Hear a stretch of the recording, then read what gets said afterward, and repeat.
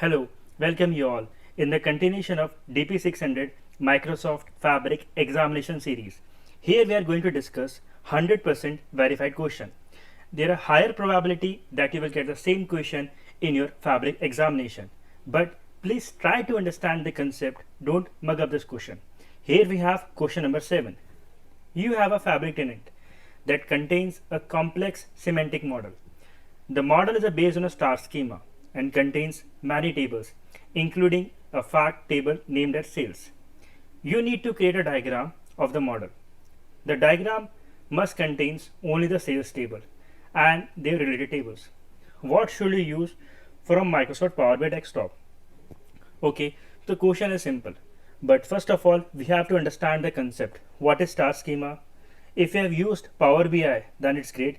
If you haven't used, then please go and watch to my YouTube channel. We have uploaded some few videos of Power BI desktop, and this will be helpful for experienced folk also, because we have published some good content, some advanced concepts of Power BI.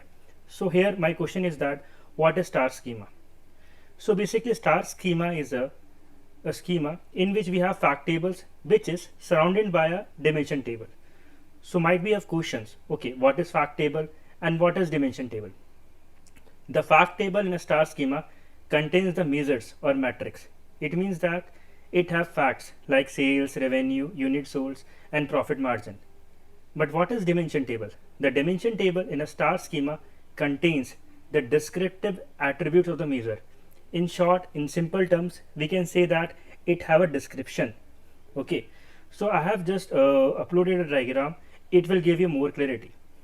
Here in this is star schema. The sales table is a fact table, okay, which is surrounded by a dimension table. Here we have 4 dimensions: time, customer, employee, and product.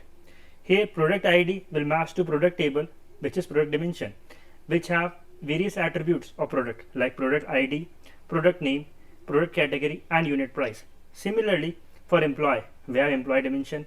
For customer, we have customer dimension. So this is basically a star schema. One question for you. You know about snowflake schema? If you know, then it's great. If you want to know about that, then please just drop a comment so that I can just upload a few more videos about snowflake schema. So here in the question, we have to just build a relationship. What we can use.